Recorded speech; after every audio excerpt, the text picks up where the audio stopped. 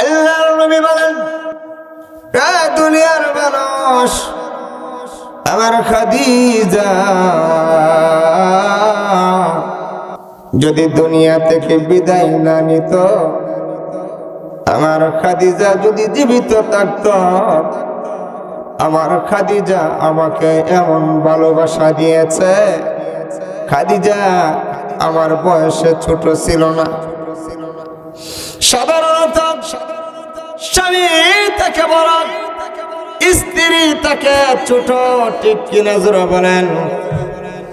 বয়সে স্বামী তাকে বড়, স্ত্রী তাকে ছোট।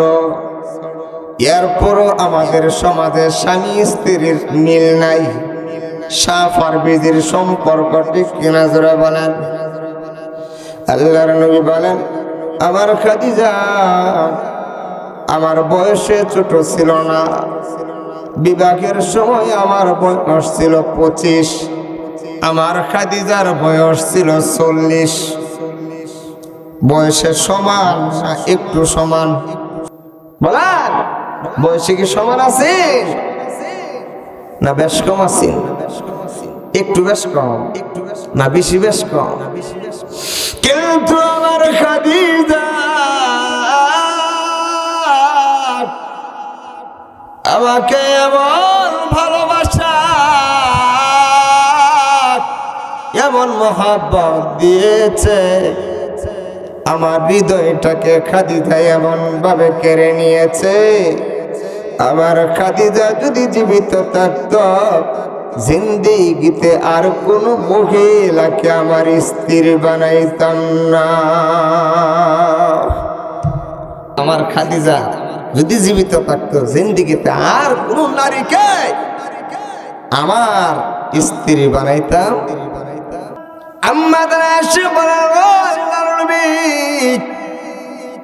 শুধু খাদিজা আর খাদিজা, শুধু খাদিজা আর খাদিজাকে। খাদিজাকে আপনি এখনো বলতে পারেন না, কারণটা কি? ঘরের ভিতরে গোস্ত আসলে আল্লাহর নবী গোস্ত গুলা বন্টন করে বিবিদের ঘরে ঘরে দিয়া আরেকটা ভাগ আল্লাহর নবীর কাছে রেখে দিত। আল্লাহর নবী রাস্তায় গিয়া ঘুরত আর দেখতো খাদিজার কোনো বান্ধবীকে পাওয়া যায় কিনা। খাদিজার কোনো বান্ধবীরই নি পাওয়া যায়। আল্লাহর নবী বিবিগণের ঘরে ঘরে গোস্তের ভাগ দিয়া একটা ভাগ রাখা দিত যে খাদিজা নাই, খাদিজার বান্ধবীগুলারে, খাদিজার বান্ধবীগুলারে করে দেখুন। আমাদের এসে বলল, আল্লাহর নবী খাদিজা মারা গেছে। খাদিজা আপনার বয়সে বড় ছিল, আমাদের মতো এত সুন্দর স্ত্রীর পায়াও আপনি এখনো খাদিজাকে বলতে পারেন না। কারা কারা কইতাছে? আল্লাহর নবী আর একজন স্ত্রী, নাম কি? আম্মা জান আয়েশা রাদিয়াল্লাহু তাআলা আনহা। অল্প বয়সে আল্লাহর নবী বিয়ে করছেন। কত বছর বয়সে? কিছু শিখেন, 6 বছর বয়সে। আম্মা জান আয়েশার বয়স যখন কত? 9 বছর বয়সে আল্লাহর নবীর ঘর আইছে। আম্মা জান আয়েশার বয়স যখন 18, আমাদের সমাজের মেয়েরা তো অনেকের 18 হইলে বিয়ে হইতে না, আছে না নাই? 18 হইলে কিও না বিয়া বস হই না অনেকে শহর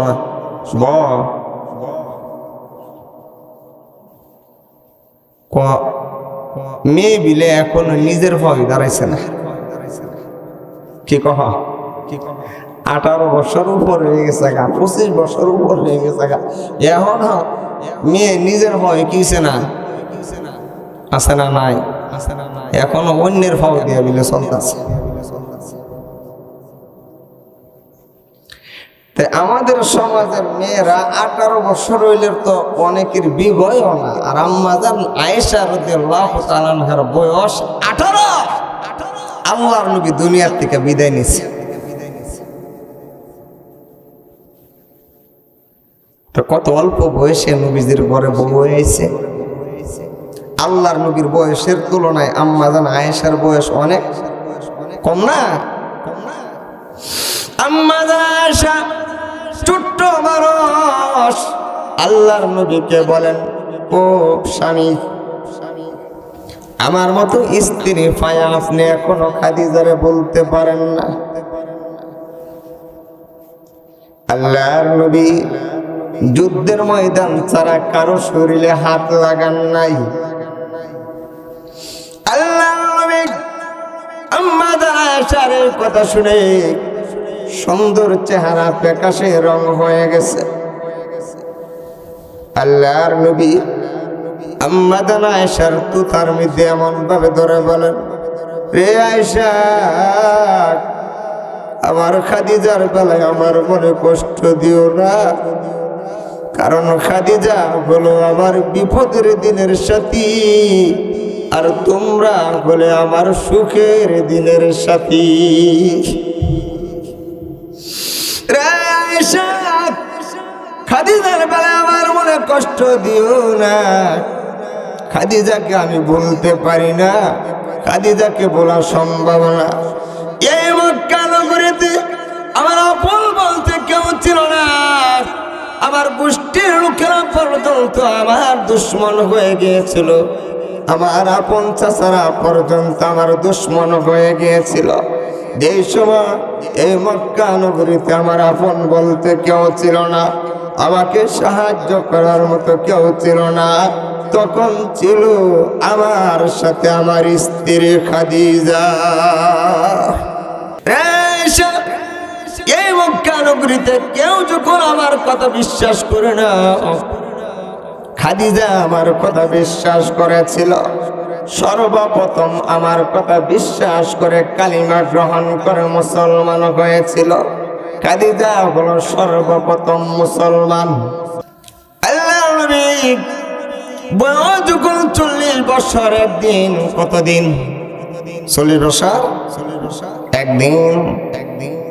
আল্লাহর নবী তাকে দেখেন আকাশে বিশাল দেহের অধিকারী একজন, ভাল লাগতেছে, বিশাল দেহের অধিকারী একজন, এত বড় প্রাণী আবার দিন দেখিতে কোনোদিন দেখে নাই। আল্লাহর নবী বিশাল দেহের অধিকারী এত বড় প্রাণীকে দেখে নবীজির শরীরে জ্বর উঠে গেছে, তাপ উঠে গেছে, কম্পন শুরু হয়ে গেছে। আল্লাহর নবী কাঁপতে কাঁপতে হেরা গুহা থেকে তাড়াতাড়ি বাড়িতে এসে বলেন, ও খাদিজা, জাম্মিলুনি জাম্মিলুনি, আমাকে চাদর দিয়া আবৃত করো, তাড়াতাড়ি আমাকে চাদর দিয়া করো। ও খাদিজা, আমার শরীরের মধ্যে জ্বর উঠে গেছে। ওই যে আকাশের মধ্যে বিশাল দেহের অধিকারী আমার জিন্দেগিতে এত বড় প্রাণী কোনোদিন দেখি নাই গো খাদিজা। খাদিজা ছিলেন বুদ্ধিমতী, খাদিজা ছিলেন জ্ঞানী, খাদিজা ছিলেন অনেক বুদ্ধিমতী। খাদিজা আল্লাহর নবীকে চাদর দিয়ে আবৃত করলেন। আল্লাহর নবীকে খাদিজার উরাতে বসালেন। বসেছে উরাতে। আল্লাহর নবীকে খাদিজা বলেন, ওগো স্বামী, আমার উরাতে যে বসাইলাম, চাদর দিয়ে যেন আবৃত করলাম, দেখুন তো আকাশের দিকে এই লোকটা দেখা যায়নি। আল্লাহ নবী আকাশের দিকে তাকা দেখেন, হ্যাঁ ও খাদিজা, এখনো এই লোকটাকে দেখা যায়। খাদিজা ছিলেন বুদ্ধিমতী, খাদিজা ছিলেন অনেক জ্ঞানী। তাড়াতাড়ি খাদিজার মাথা থেকে যে কাপড়টা ছিলেন, এই কাপড়টা সরাই নিলেন, মাথাটা উদাম করে দিলেন। মাথাটা উদাম করে বলেন, ওগো স্বামী, আবার একটু তাকায় দেখেন তো এই লোকটাকে এখন দেখা যায়নি। আল্লাহ নবী আকাশের দিকে মাথাটা উঠা বলেন, রে খাদিজা, তোমার মাথা থেকে কাপড় সরানোর পরে আর এই লোকটাকে দেখা যায় না। খাদিজা ডাক দিয়া বলেন, রে স্বামী, যতক্ষণ পর্যন্ত আমার মাথায় কাপড় ছিল এতক্ষণ পর্যন্ত এই লোকটাকে দেখা গেছে, এখন আমার মাথার মধ্যে কাপড় নাই, এখন আর এই লোকটাকে দেখা যায় না। আমি বুঝতে পেরেছি এই লোকটা কোনো শয়তান হতে পারে না, জিনবত হতে পারে না, এই লোকটা নিশ্চয় আল্লাহর কোন রহমতের ফেরেশতা হবে। কারণ যতক্ষণ মাথার কাপড় আছেন এতক্ষণ পর্যন্ত এই লোকটাকে দেখা গেছে, এখন যেহেতু এই লোকটাকে দেখা যায় না, এই লোকটা শয়তান হতে পারে না।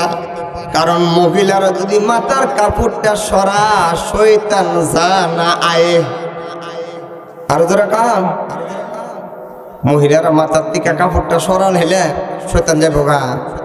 আরো যারা কাম শয়তান করবো সুযোগ পাইছি। আরো যারা কাম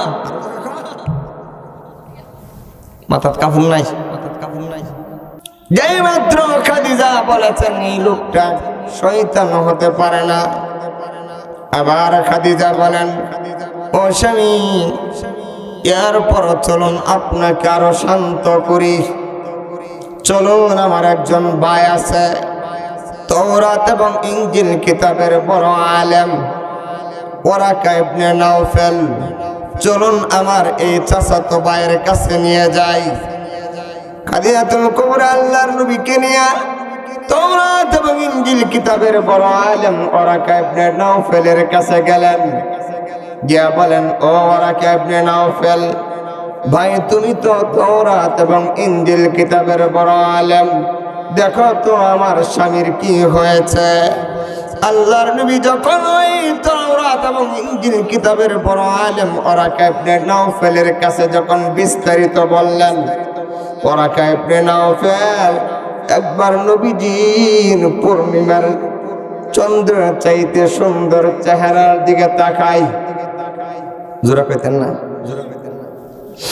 ওরাকা ইবনে নাওফেল একবার নবীজির সুন্দর চেহারার দিকে তাকাই, আর একবার দুইটা চোখ এমন ভাবে বসে ঘুমাতে রয়েছে। একবার ওরাকা ইবনে নাওফেল নবীজির চেহারার দিকে তাকাই, আবার দুইটা চোখ এমন ভাবে বসে ফেলে। কি করে? দুইটা চোখ বসে ফেলে। খাদিজা বলেন, রে ওরাকা, তোমার কাছে রেছি আমার স্বামীকে দেখার জন্য, তুমি একবার আমার স্বামীর দিকে তাকাও, আবার দুইটা চোখ কেন বসা? ওরাকা ডাক দিয়া বলেন, রে খাদিজা, তোমার স্বামী আজ থেকে শুধু মুহাম্মদ না, তোমার স্বামী আজ থেকে মুহাম্মাদুর রাসূলুল্লাহ। আজ থেকে তোমার স্বামী শুধু মুহাম্মদ না, মুহাম্মাদুর। কিভাবে তুমি বুঝলে আমার স্বামী? কিভাবে বুঝলে আমার স্বামী মুহাম্মাদুর রাসূলুল্লাহ? ওরাকা বলেন, রে খাদিজা, তোমার স্বামী যখন বিস্তারিত আমার কাছে বলেছে, আমি তোমার স্বামীর চেহারার দিকে তাকাই, আবার দুইটা চোখ বসি, দুইটা চোখ বসে তাওরাত এবং ইনজিল কিতাবের পাতার দিকে আমি লক্ষ্য করি। কারণ তাওরাত এবং ইনজিল কিতাবের এমন কোনো পাতা নাই, এমন কোনো পৃষ্ঠা নাই যে পৃষ্ঠার মধ্যে আখির নবী মুহাম্মাদুর রাসূলুল্লাহ সাল্লাল্লাহু আলাইহি ওয়াসাল্লামের নাম নাই। আখির নবী মুহাম্মাদুর রাসূলুল্লাহ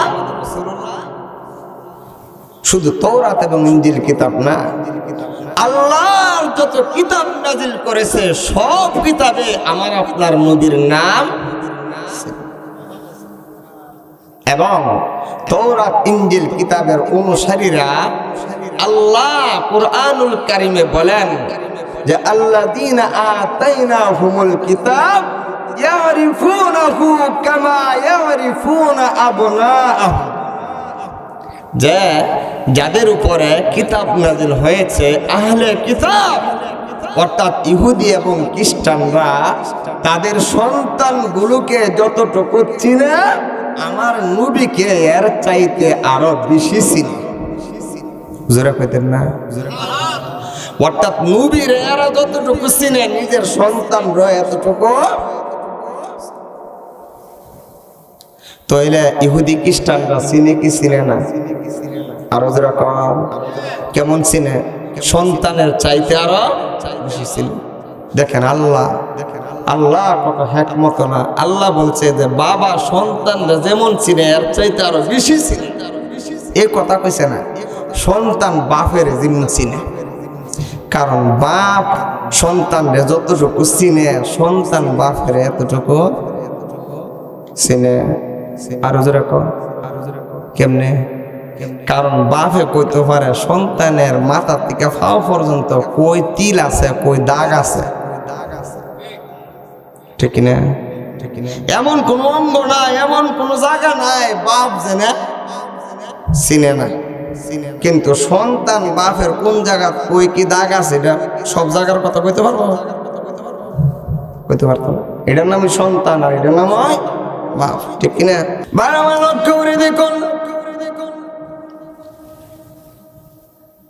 ওয়ারাকা ইবনে নাউফাল বলেন, রে খাদিজা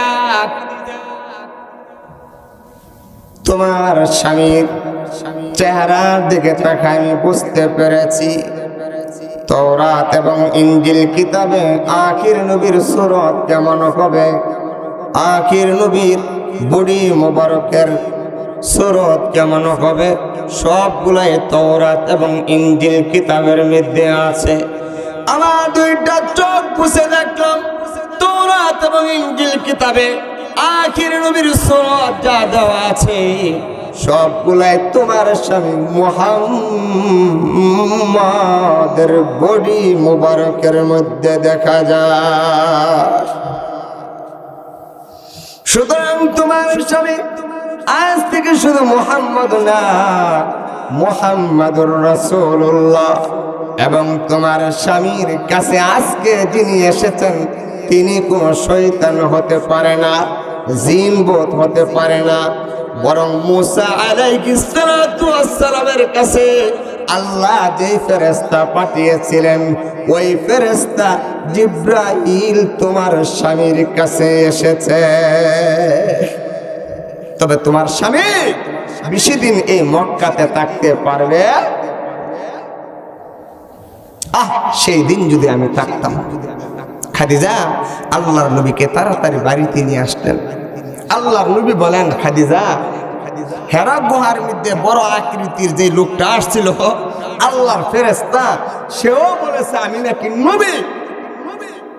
সুতরাং ওয়ারাকা ইবনে নাউফালের কাছে আমার নীলা, সেও কইল আমারে নবী। এখন তো আমি নবী, কি আমি নবী? তাহলে তো আমার এখন কালিমার দাওয়াত দেওয়া দরকার। কি দেওয়া দরকার?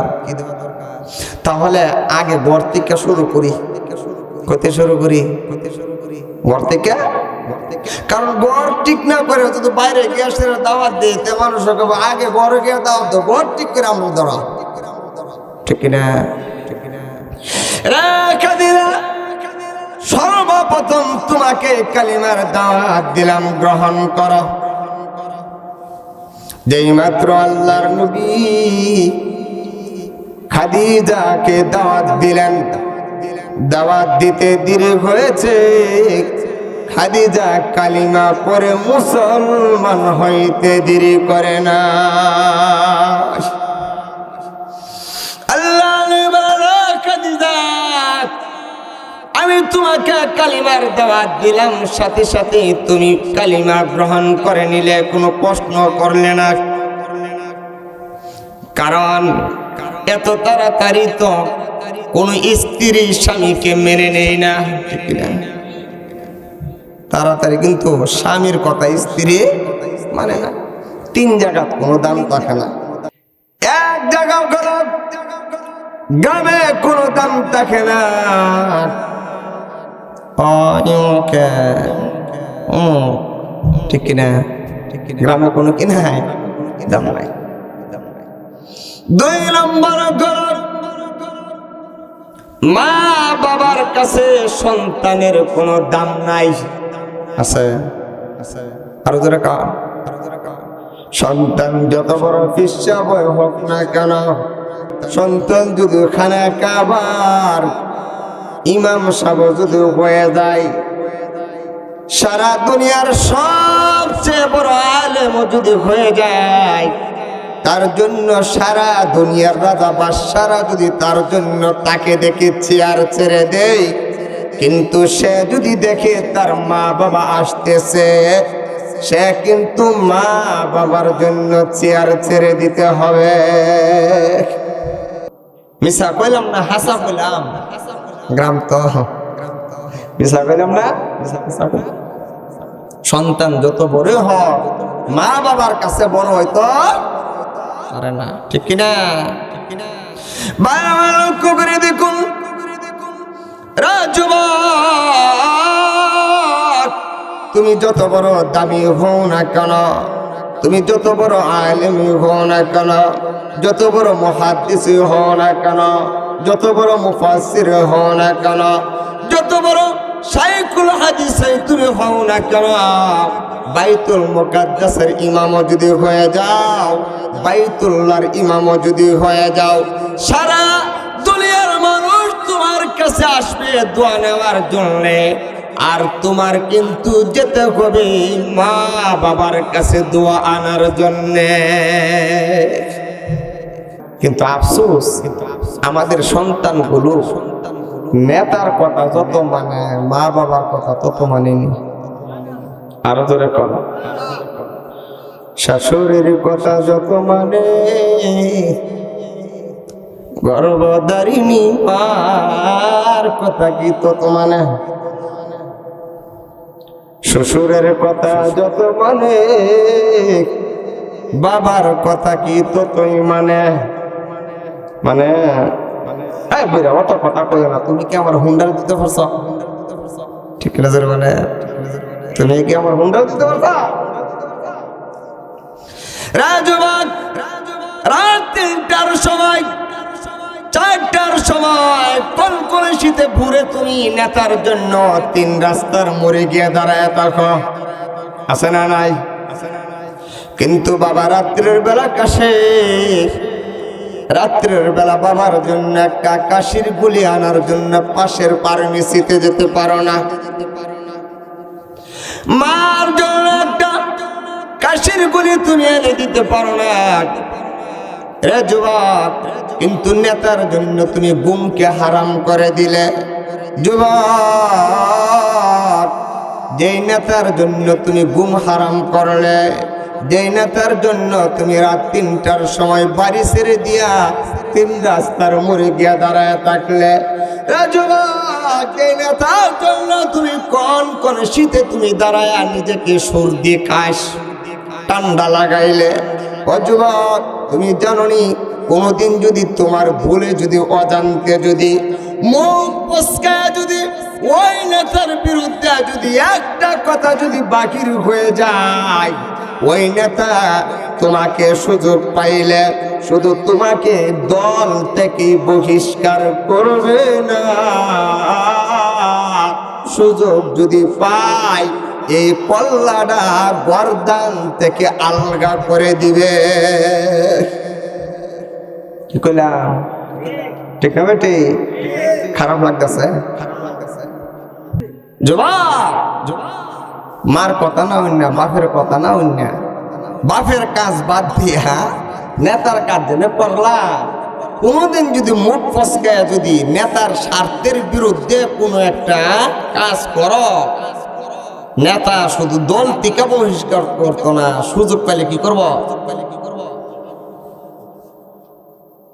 ইমন কল্লা আলগা করছে কিনা? আরো জোরে কান।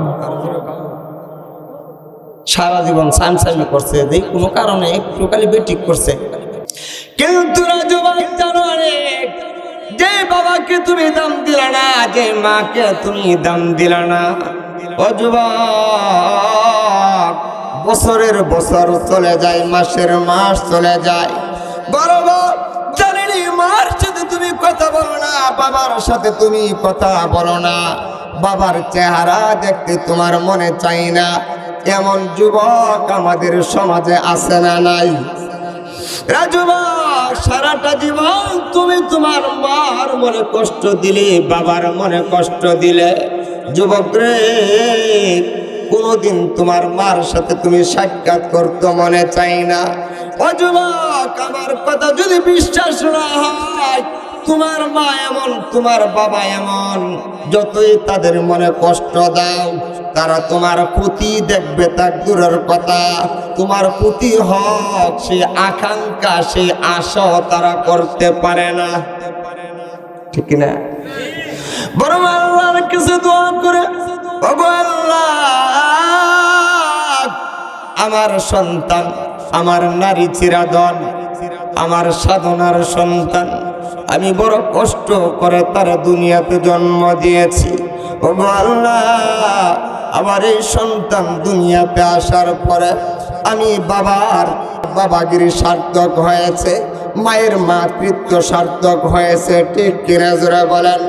ওগো আল্লাহ, আমার সন্তান দুনিয়াতে আসার কারণে মানুষ আমাকে বাঞ্জা বলতো, এখন আমি বাঞ্জা বলা থেকে মুক্ত হয়েছি। ওগো আল্লাহ, আমার সন্তান বোঝে না, আমার সন্তান আমার মনে কষ্ট দেয়, আমাকে গালি দেয়, আমার সন্তানের গালি আমি কিন্তু কষ্ট পাই না, আমার সন্তানের আচরণে আমি কিন্তু কষ্ট পাই না। আমার সন্তান আমাকে যতই কষ্ট দেখ, তুমি আল্লাহ কিন্তু এই কষ্টের কারণে আমার সন্তানের উপরে কোনো গজব দিও না, ঠিক না বেটি?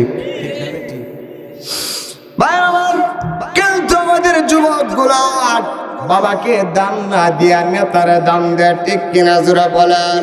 রে যুবক, দোয়ার জন্য তুমি দৌড়াও, দোয়ার জন্য তুমি খুঁজো, কোথায় গেলে কোন বড় হুজুর দিয়া দোয়া করাইলে আমার কাম হইব। যুবক রে, তুমি জানো না, সারা দুনিয়ার ওলি গাউস কুতুব সকলে মিলে যদি দোয়া করে, ওই দোয়া কবুল হতে পারে, নাও হতে পারে, কোনো গ্যারান্টি আছে? আরো যখন না, কোনো গ্যারান্টি নাই। কিন্তু যুবক, জানো তোমার মা নামাজ পড়ে না, তোমার মা পর্দা রাখে না, তোমার বাবা নামাজ পড়ে না, তোমার বাবার সমাজে কোনো দাম নাই, তোমার বাবাকে সমাজের কেউ ডাকে না, তোমার বাবার কোনো জ্ঞান নাই, সমাজের মানুষ তোমার বাবাকে বেকুব বলে ডাকে, আছে না নাই? কিন্তু জানো যুবক, তোমার বাবার এই জবানটার দাম তোমার জন্য আল্লাহর কাছে কত বেশি, তোমার মায়ের জবানটা তোমার জন্য আল্লাহর কাছে কত বেশি। আল্লাহর নবী বলেন, রে যুবক, জানোনি তোমার মা, তোমার বাবার জবানটা আল্লাহর কাছে কত দামি? রে যুবক, সারা দুনিয়ার ওলি গাউস কুতুব সকলে মিলে দোয়া করলে কবুল হতে পারে, নাও হতে পারে, কোনো গ্যারান্টি নাই। কিন্তু তোমার মা, তোমার বাবা যদি এই জবানটা দিয়া তোমার জন্য সুদোয়া করে অথবা বদদোয়া করে, করতে দেরি মহান আল্লাহ তোমার জন্য সেই দোয়া কবুল করতে দেরি করে না। কদমতে তরফে দরকুল সুবহ শাম, তাকে বাসি দরদ আলম নেকে নাম। যুবক রে, দুনিয়াতে তুমি দামি হতে চাও, দুনিয়াতে তুমি সম্মানী হতে চাও, দুনিয়াতে তুমি ধনের মালিক হতে চাও, সম্পদের মালিক হতে চাও, ইজ্জতের মালিক হতে চাও, মা বাবার দোয়া নাও। মা বাবার দোয়া যদি নিতে পারো, আল্লাহ শুধু দুনিয়াতে দামি বানাবে না, আখিরাতে আল্লাহ দামি বানায়া দিবে। আর আমার মা বাবার দোয়ার এত ফজিলত কেন? কারণ পৃথিবীতে এমন কোনো মানুষ নাই যার চেহারার দিকে তাকাইলে একটা কবুল হজুর সব হইব, আসেনি? বড় একজন হুজুর ফিরসাবুজুর চেহারা চাইলে কবুল হজুর সব হইব। মনে হয় বাইতুল্লাহ শরীফ যেন খানায় কাবার যে ইমাম সাহেব আছে হজ করতে তো আমি যা তো মক্কা শরীফের ইমাম সাহেবের চেহারার ভাই চাইলে মনে হয় এক কান কবুল হুজুর সব হইব আল্লাহ কথা না নবীজির কথা নবী বলেন মা মিন ওয়ালাদি বাররিন ইয়ানজুরু ইলা ওয়ালিদাইহি নাজরাতান রাহমাতান ইল্লা কাতাবাল্লাহু লাহু বিকুল্লি নাজরাতিন হাজ্জাতাম মাবরুরা। তোমার মা তোমার বাবার দাম সমাজে না থাকতে পারে, কিন্তু জানোনি তোমার কাছে তোমার মা বাবার দাম কত বেশি। তোমার মা এবং বাবার চেহারার দিকে যদি তুমি মায়ার নজরে মহব্বতের নজরে তাকাও, কার নজরে? মায়ের নজরে মহব্বতের নজরে যদি তাকাও, প্রত্যেকটা তাকানোর বিনিময়ে মহান আল্লাহ তোমার আমল নামায় একটা কবুল হজের সওয়াব দান করে দিবে। একবার চাইলে বলুন তো দেখি, একটা সন্তান যদি মা বাবার চেহারা পায় সারাদিনে কি একবারই চাইতে পারবো না? আর বেশি সাউন্ড যেত না? কয়বার সাউন্ড দেবে? কয়বার? হিসাব সারা সাউন্ড দিত না?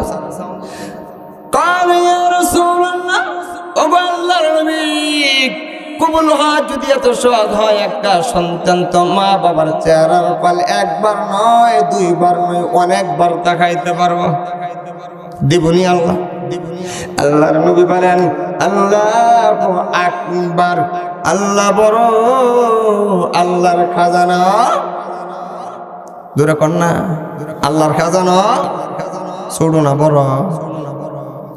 মেম্বারের খাজানা শেষ হইতে পারে, চেয়ারম্যানের খাজানা শেষ হইতে পারে, প্রাইম মিনিস্টারের খাজানা শেষ হইতে পারে, দুনিয়ার খাজানা শেষ হইতে পারে, আল্লাহর খাজানা শেষ হইব না। হ্যাঁ, শেষ আসেনি। কোন সন্তান যদি মা বাবার চেহারার দিকে একবার নয়, দুইবার নয়, শতবার যদি তাকায়, হাজার বার যদি তাকায়, মহান আল্লাহ যতবার তাকাবে ততবার কবুল হজের সওয়াব দান করে দিবে। ভাই 7 লাখ টাকা 5 লাখ টাকা বাইঙ্গা মক্কা মদিনা গেছেন, হজ কবুল হতেও পারে নাও হতে পারে, কিন্তু আপনার কবুল হজ আল্লাহ আপনার বাঙ্গা গরু রাখাতে লাগছে, ঠিক না? ঠিক না? এত দামি চেহারার লোকটা আজকে সমাজে বড় অবহেলিত, সমাজে বড় লাঞ্ছিত, অপমানিত, পদদলিত, নিষ্পেষিত আজকের যুবক সন্তানদের কাছে, ঠিক কিনা জোরে বলেন? রাজুবাব বাজারে গেলাম, একটা কমলা কিনে আনো, 250 গ্রাম আঙ্গুর কিনে আনো। ও যুবক, মা এখনো জীবিত আছেন, দুয়ার খুনি এখনো জীবিত আছে, বাবা এখনো জীবিত আছে, দুয়ার খুনি এখনো জীবিত আছে, ঠিক কিনা জোরে বলেন? মা বাবা দুজনের মাঝখানে গিয়া তুমি শুইয়া কনে মাকে হাসি তোলাও, কনে বাবাকে হাসি তোলাও। রে যুবক, মা যদি দুনিয়া থেকে বিদায় হয়ে যায়, বাবা যদি দুনিয়া থেকে বিদায় হয়ে যাও, দুয়ার খুনি কিন্তু তোমার শেষ হয়ে যাবে, ঠিক কিনা জোরে বলেন? আর কেন চারিদিকে তাকায়া কবুল হজের সওয়াব তোমার আমল নামায় নিতে পারবে না? যুবক রে, যাদের মা নাই, যাদের বাবা নাই, তাদেরকে গিয়া জিজ্ঞাসা করো, মা জীবিত থাকলে কত দাম, বাবা জীবিত থাকলে কত দাম।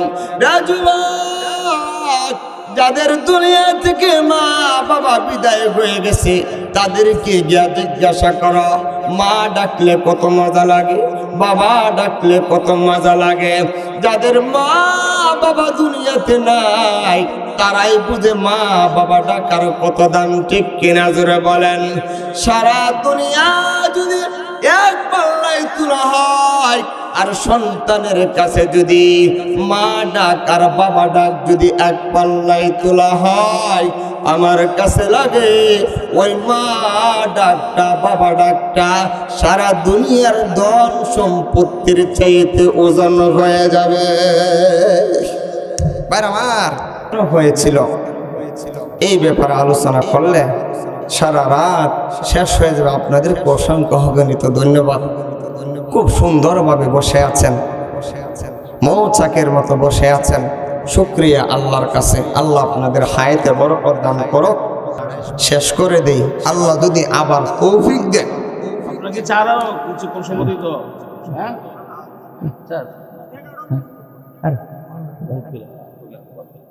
আমি তো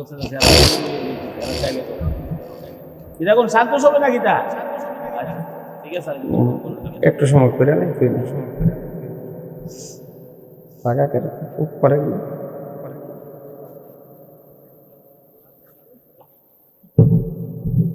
কি হয়েছে? এত কষ্ট করে মাহফিল করে, এত টেয়াটো ভাঙ্গে, অনেকে তাড়াতাড়ি শেষ হইলে হুজুরে আনছিলাম। আচ্ছা 50-এ শেষ করে দিব। হ্যাঁ, তাইলে 1 নম্বরের দাম থাকে না কখনো, কইতেন না কখনো। ও আগুন দেখুন মন রাখতে গ্যারামো দাম থাকে না 1 নম্বরে।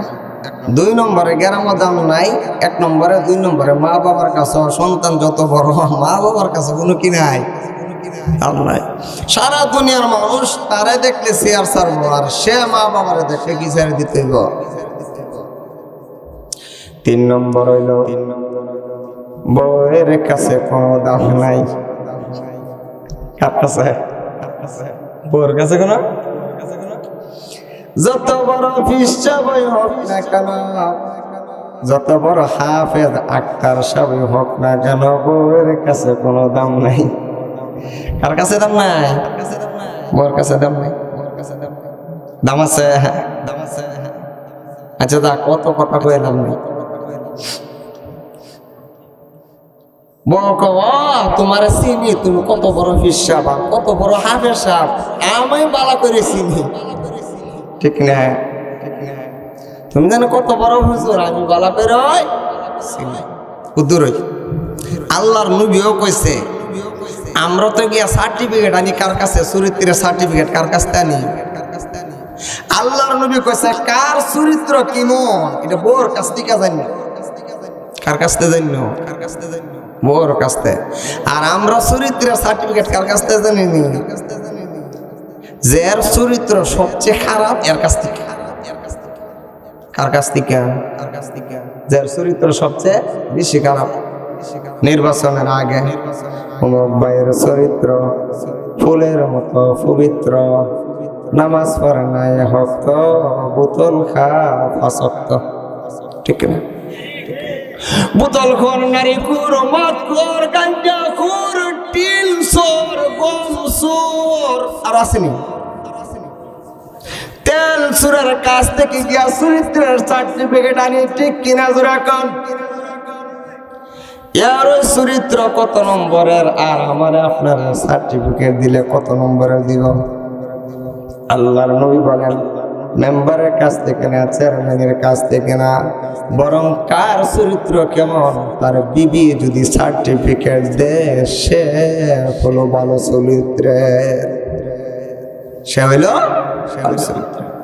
আল্লাহর নবী বলেন আমি আমার স্ত্রীদের কাছে সবচেয়ে ভালো, এই জন্য সবার চাইতে আমি ভালো। জোরে কন্যা বাইরে আমার লক্ষ্য করে দেখুন, আজকে তো আমাদের সমাজের মানুষগুলা স্বামী আর স্ত্রী, সাপ আর বিজির সম্পর্ক, ঠিক কিনা জোরে বলেন? আজকে আমরা স্ত্রী ও স্বামীর হক ভালোভাবে আদায় করতে জানি না, স্বামী ও স্ত্রীর হক ভালোভাবে আদায় করতে জানি না, ঠিক কিনা জোরে বলেন? জানি? হ্যাঁ, আজকে আমাদের অধীনস্থ স্ত্রীগুলো আমাদের কথা শুনে না। কেন? ওই স্ত্রী তো কথা শুনে না, আগে নিজে ভালো তাহলে স্ত্রী কথা শুনবো, ঠিক কিনা জোরে বলেন? আগে বড় ভালো তাহলে লিখে আসে শুরু ভালোই তো, ঠিক কিনা? বাতিজা কষাসা কি হয়েছে রে? কয়েকটা বিড়ি দাও, কি দাও একটা কি দাও জোরে কর না কাহা কি হয়েছে রে একটা বিড়ি দাও বেয়াদব তুই আমার বিড়ি ছেলে তুই আমার বাতি যাও আমি তোর কাহা আমার থেকে তুই বিড়ি চাইছস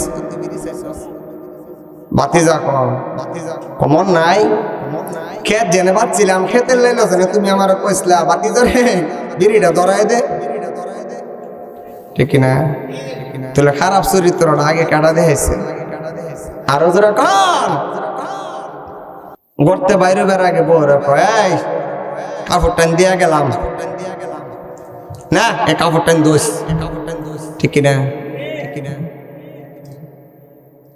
সন্ধ্যাবেলা আমনে কেন খাম না আমনে কেন সন্ধ্যাবেলা আয়েশেরা কয় কাপড়টা দোষলা এতগুলা জি ফুতের জাল সহ্য করতাম পারছি না এখানকার সামাল দিতাম পারছি না এই কারণে ধুইতাম তখন উঠে সর গায়ে কোন ইয়ার বেদ গেছলে গা ঠিক কিনা জোরে বলেন কথাটা কেডা শিয়েছে আগে বউরে স্বামী পর আর একদিন কি করছে ইলাবস কি করছে রাত 2টার সময় ওয়াজ উন্নে খুব সিরুন্নে বাড়ির যা গিয়া সে দরজা লাগাই দরজা খোলা কতিকা দরজা খোল অত রাত্রে কোন ইয়ার বেদ গ্যাস লাগা ঠিক নজর বলেন আনাইছে কাটা আরো জোরে কম অথচ আল্লাহ নবী রাহমাতুল লিল আলামিন স্ত্রীদের কাছে এত সুন্দর ব্যবহার করেছিলেন ঠিক কিনা জোরে বলেন আম্মা জান আয়েশা রাদিয়াল্লাহু তাআলা আনহা বলেন আমাদের ঘরে একদিন নয় 2 দিন নয় 2 মাস লাগাতার চলে যেত চুলার মধ্যে আগুন ধরাইবার মতো কোনো কিছু ছিল না অভাবে ঘরটা ভর্তি ছিল কিন্তু আমাদের ঘরে অশান্তি বলে কিছু ছিল না অশান্তি বলে কিছু কিন্তু আমাদের ঘরে টাকার অভাব নাই পয়সার অভাব নাই সুকেশ ভর্তি কাপড়ের অভাব নাই ঠিক কিনা জোরে বলেন সাজনের জিনিসের অভাব নাই কিন্তু ঘরে শান্তি নাই কি নাই আসেনি শান্তি নাই বারবার আগে স্ত্রীর সাথে আপনি ভালো ব্যবহার করেন স্ত্রীর সাথে আপনি আগে ভদ্র ব্যবহার করেন আপনি যদি ভদ্র ব্যবহার করেন আমাদের বাঙালি নারীরাও স্বামী ভক্ত ঠিক কিনা জোরে বলেন আল্লাহ নবী আজকে আমাদের সমাজের মানুষগুলা স্ত্রীর কাপড়টা যদি ফুসকুনিতে ধুয়ে দেয় কি করে দেয় ধুয়ে দেয় মাছ আসিরে কবি রে দেখ বোর গুলাম হয়ে গেছে ঠিক কিনা জোরে বলে অথচ বোর কাপড় ধোয়া সুন্নত কি সুন্নত না আল্লাহ নবী এত বড় নবুয়তের দায়িত্ব পালন কইরা এত বড় বাদশাহীর দায়িত্ব পালন কইরা স্ত্রীর কাজে সহযোগিতা করছে কিনা আরো যারা কন ক্লান্ত শরীর নিয়ে গেলেন ও আয়েশা গরে খাবার প্রস্তুতি হয়েছে নি আম্মা জান আয়েশা বলতো রুটি হয়েছে এখনো তরকারি হয় নাই আল্লাহ নবী রাগ করতেন আয়েশাকে বলতেন রে আয়েশা আমি তরকারিগুলা কাটি তুমি জাল দাও আমি পানি আনি তুমি তরকারিগুলা কাটো ঠিক কিনা ধরে বলেন এমন সহযোগিতা করছেন নি কইরেন তাইলে না ঘরে গিয়া শান্তি পাইতেন ঠিক কিনা জোরে বলেন বাইরে আমার 3 নম্বর হলো বিবির কাছে স্বামীর কোনো দাম নাই কার কাছে দাম নাই বউর কাছে কোনো দাম নাই রেখে দিদা দুনিয়ার স্ত্রী গুলা তো এত তাড়াতাড়ি স্বামীকে মেনে নেয় না ও খাদিজা তোমার কাছে আমি কালিমার দাওয়াত দিলাম দিতে দেরি হলো আমাকে বিশ্বাস করতে দেরি করলে না কারণটা কি খাদিজা ডাক দিয়ে বলল স্বামী এতদিন আমি অপেক্ষায় ছিলাম আমি তো এতদিন এই দিনটার জন্য অপেক্ষা করছিলাম কখন আপনি নবী হবে আর কখন আমাকে কালিমার দাওয়াত দিবেন। জোরে কর না, আরে জোরে কর। আল্লাহর নবী আচরণ করে বলেন, রে খাদিজা কি বলো? এই দিনের জন্য তুমি অপেক্ষা করেছ। তুমি কি জানতা নাকি আমি নবী হব? আমি তো জানি না, ঠিক না? হ্যাঁ, আমি আগে থেকে জানতাম আপনি নবী হবেন এবং সর্বপ্রথম আমাকে কালিমার দাওয়াত দিবেন। কিভাবে জানো? জানা দরকার আসেনি? কয়ামনি আর যেরকম রে খাদিজা কিভাবে জানো? খাদিজা বলেন, ও স্বামী আমি কিভাবে জানি? আমি যে মক্কা নগরীর সবচাইতে বড় শিল্পপতি, আমার কাছে আপনার চাচা আবু তালিব আমার বাড়িতে চাকরি করত। একদিন আবু তালিব আমাকে বলবে, খাদিজা একটা চাকরি হইব নি, আমার একটা এতিম ভাতিজা আছে, মা নাই বাবা নাই, দুনিয়াতে কেউ নাই, আমার ভাতিজাকে কোনো চাকরি দেওয়া যাইব নি। খাদিজা বলেন, আবু তালিব তোমার ভাতিজা কি ফাঁস, কোন শিক্ষা দীক্ষা আসেনি? আবু তালিব বলেন, শিক্ষা থাকবো কেমনে? আমার ভাতিজা মুহাম্মদ বাবা দেখবো তার দূরের কথা, দুনিয়াতে আসার আগে বাবা দুনিয়া থেকে বিদায় নিয়ে চলে গেছে। 6 বছর বয়সে মা চলে গেছে, লেখাপড়া শিখাইবার মতো কেউ ছিল না।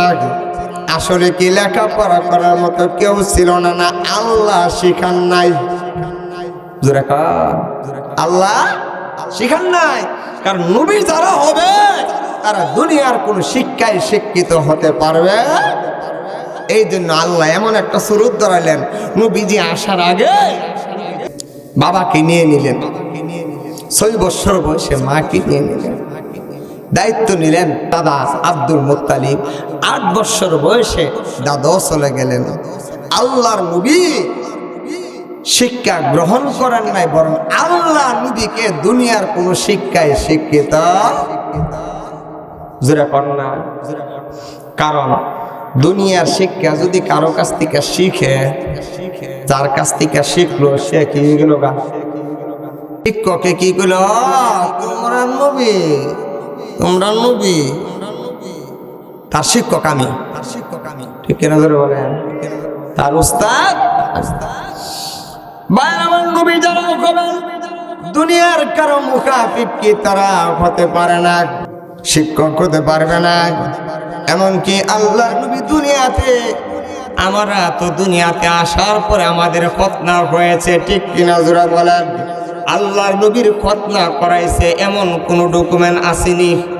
আরো জোরা কম, তোমরা নবীর আমি কি করাইছি, ঠিক কিনা? বরং আল্লাহ নবী দুনিয়াতে এসেছেন, আল্লাহ রাব্বুল আলামিন খতনা করায়া দুনিয়াতে পাঠিয়েছেন, যাতে কেউ না বলতে পারে যে মুসলমানের নবীকে আমি খতনা করাইছি, ঠিক না জোরে বলেন? আল্লাহ নবী লজ্জাস্থান কেউ দেখবে তাক দূরের কথা, খতনা করাইবে তাক দূরের কথা, নবীজির লজ্জাস্থান কাউকে দেখার জন্য আল্লাহ দেন নাই। জোরে কইতেন না? নবীর লজ্জাস্থান দেখার জন্য কাউরে আল্লাহ নবীর দুধমা হালিমাতুস সাদিয়া বলেন, ও দুনিয়ার মানুষ, আমার দুধ ছেলে মুহাম্মদকে যখন আমার বাড়িতে আনলাম, ছোট্ট শিশু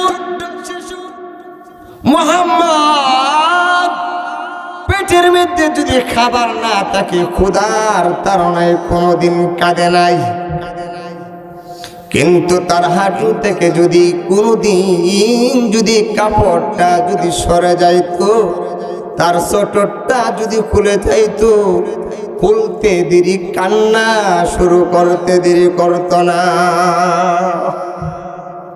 কেমন নবীর উম্মত আমরা, কেমন নবীর উম্মত আমরা। আজকে পুরুষের যেমন, পুরুষের তো শরম নাই, আমাদের মা বন্ধুরা শরম উঠে গেছে, ঠিক কিনা জোরে বলেন? আগেকার যুগে দেখলে রাস্তা দা আটটা গেলে দেখছি মা বোনরা যদি রাস্তা দায় এরা মাথা কাপড় দিতে দিতে দিতে দিতে দিতে দিতে দিতে দিতে দিতে রাস্তার সাইডে গিয়ে আমরা খেতে করে যেত না, ঠিক না? আর এখন আমাদের মা বোনরা যেন আজ্ঞা রাস্তা দিয়া এমন ভাবে আয়, যেমনি আয়ে যেমন আপনারা বাড়াই দিন। খারাপ লাগতেছে? আগে এরা খেত বেড়ে যেত, আর এখন আমরা খেত বেড়ে যাই।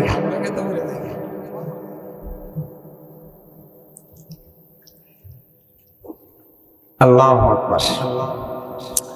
বাইরে আমার লক্ষ্য করে দেখুন, নবী যিনি হবেন দুনিয়ার কারো শিক্ষা, দুনিয়ার কারো কাছ থেকে শিক্ষা নিতে পারবে না, দুনিয়ার কোন স্কুল কলেজে নবীরা পড়তে পারবে না। আবু তালেব বললেন, খাদিজা আমার ছেলে মুহাম্মদ, বাবা নাই, মা নাই, ভাই বোন দুনিয়াতে কেউ নাই, কে লেখাপড়া শিখাইবে? দুনিয়ার কোন শিক্ষা অর্জন করে নাই, দুনিয়ার কোন শিক্ষা অর্জন করে না, শিক্ষা নাই, কি চাকরি দিব? আচ্ছা তুমি আমার খুব বিশ্বস্ত কর্মচারী, তুমি যখন একটা আবদার করেছ, সুতরাং তোমার ভাতিজাকে আমি একটা চাকরি দিলাম, আমার উট বেড়া বকরিগুলা রাখালি করো। কি করো? উট বেড়া বকরি এইগুলা দেখাশোনা করো। খাদিজা বলেন, ও স্বামী আপনাকে দিয়েছিলাম আমার উট বেড়া বকরি গুলা দেখাশোনা করার জন্য। আমি একদিন ঠিক দুপুরের সময় আমি জানালা দিয়া তাকায় দেখি আমার মুহাম্মদ উট বেড়া বকরি গুলা যেন রাখালি করার জন্য মাঠে গিয়েছে। উট বেড়া বকরি গুলা যেন রাখালি করার জন্য গেছে। আরবের রুদ্রের বড় প্রখর, বড় তাপ, ছাতা ছাড়া ওই রুদ্রের মধ্যে যাওয়া সম্ভব না, মস্তক গুলা বলে যায়। মুহাম্মদ উট দ্বারা বকরি গুলা যেন দেখাশোনা করার জন্য যেন মাঠে গিয়েছে, ওই উট গুলা সরানোর জন্য যেন মাঠে গিয়েছে। দেখি তাকায় আসে কিভাবে রাখালি করে, তাকায় দেখি মুহাম্মদ কোন ছাতা নিয়ে মাঠে যায় নাই। ভাবলাম আহারে ছাতা নিল না, রুদ্রে তো এখন মাথা গরম হয়ে যাবে, বেহুশ হইয়া তো মাঠে পড়ে যাবে, এই কোন একটা অ্যাক্সিডেন্ট হয়ে যেতে পারে, কোন ছাতা তো সাথে নিল না। কিন্তু না, তাকা দেখি কোথা থেকে যেন আকাশের মেঘমালা এসে মুহাম্মদের উপরে ছায়া প্রদান করে। তাকায় দেখি মাথার মধ্যে দিয়ে রুদ্র লাগে না, মাথা কি লাগে না? তাকায় দেখি মাথার মধ্যে কোনো রুদ্র লাগে না, কোথা থেকে যেন আকাশের মেঘমালা এসে ছায়া প্রদান করে। কি ব্যাপার? আকাশের মেঘমালা ছায়া প্রদান করে, সে তো সাধারণ কেউ হতে পারে? পারে দিলাম আমার উট বেড়া বকরি সরানোর জন্যে না, সাধারণ কেউ হতে পারে না। তার এই চাকরির থেকে আমার আর উন্নত চাকরি দিতে হবে। বানায় দিলাম আমার ব্যবসার ম্যানেজার।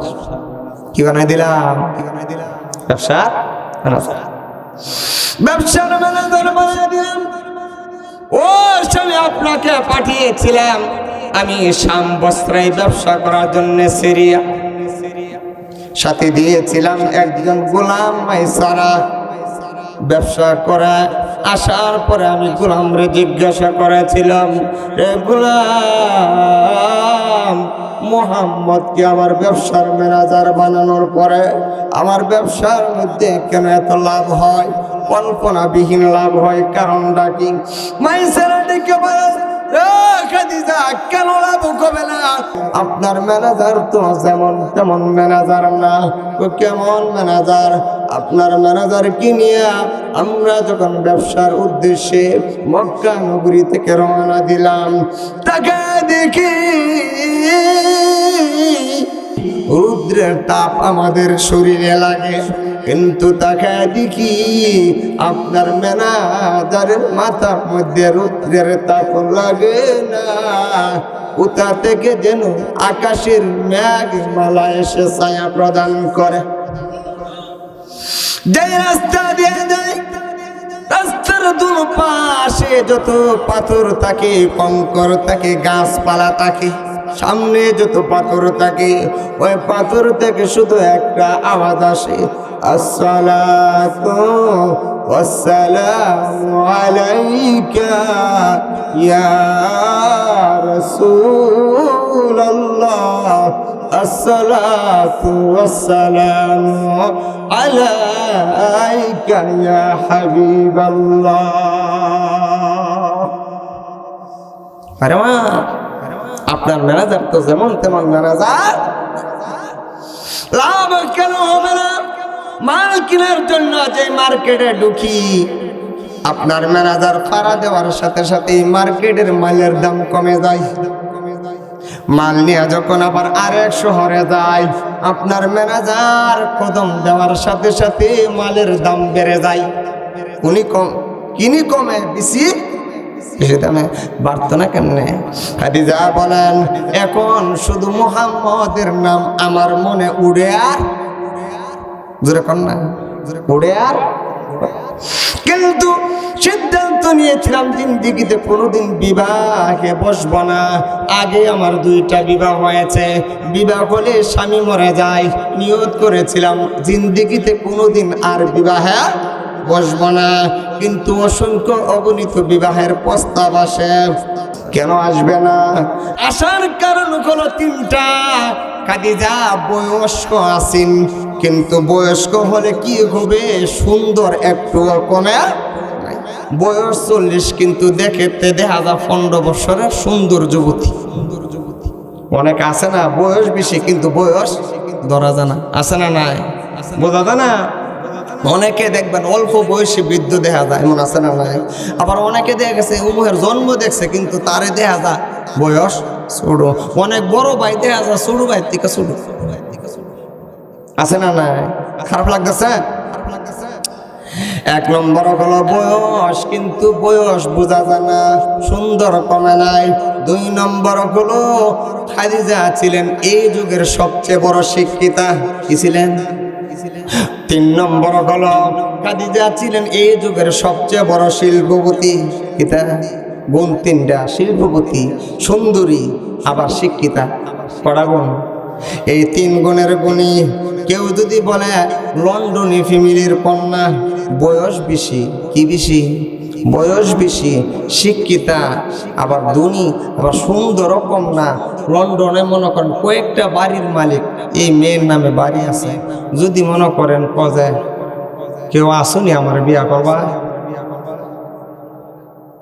দূরে কর, রেডি তো না। এই জন্য বেশি বয়স থাকার পরও খাদিজার বিবাহের প্রস্তাব আসে অসংখ্য অগণিত।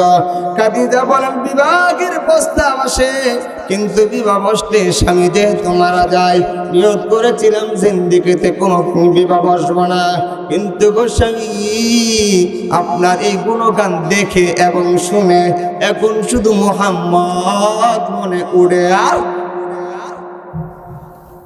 মনে যেহেতু উড়ে আর পরে দিনের বেলা যা ভাবে রাত্র, কিন্তু অনেক সময় দেখা কি দেখা না। একদিন স্বপ্নে দেখি আকাশের পূর্ণিমার চাঁদ আমার কোলে এসে বসে গেছে। কি ব্যাপার, আকাশের পূর্ণিমার চাঁদ আমার কোলে এসে বসে গেছে, কারণটা কি? স্বপ্নের ব্যাখ্যা জানার জন্য এই যুগের সবচেয়ে বড় আলেম, তাওরাত এবং ইনজিল কিতাবের সবচেয়ে বড় আলেম ওরাকা ইবনে নাওফলের কাছে গেছে। স্বপ্ন দেখার পরে দেখেন তো ইমাম সাহেব হুজুরের কাছে ধইরা যায়, হুজুর আজকে তো এই স্বপ্ন দেখছি, ঠিক কিনা জোরে বলেন, আছে না নাই? আমি যেমন স্বপ্নে দেখেছি ওরাকা ইবনে নাওফল আমার চেহারার দিকে তাকায়া, ওরাকা ইবনে নাওফল দেখে বলেন, রে খাদিজা তুমি বড় ভাগ্যবতী, তুমি বড় গুণবতী। রে খাদিজা, এটা আকাশের পূর্ণিমার চন্দ্র না, এটা বলো মক্কার আব্দুল্লাহর ছেলে মুহাম্মদ, আমিনার নয়নের দুলালি আখির নবী মুহাম্মদ সাল্লাল্লাহু আলাইহি ওয়াসাল্লাম। ওই পূর্ণিমার চাঁদ এক সময় তোমার কুলেই উদয় হবে। সুতরাং এরপর থেকে আমি জানি আখির নবী যিনি হবেন উনি আমার কুলে উদয় হবেন। এরপর থেকে আমি ভাবতেছিলাম কখন আপনি নবী হবেন, আর নবী হয়ে আমার কালিমার দাওয়াত দিবেন। এখন দিছেন, দিতে দেরি হয়েছে, এই কালিমা আমি গ্রহণ করতে দেরি করি নাই। কন্যা সুবহানাল্লাহ।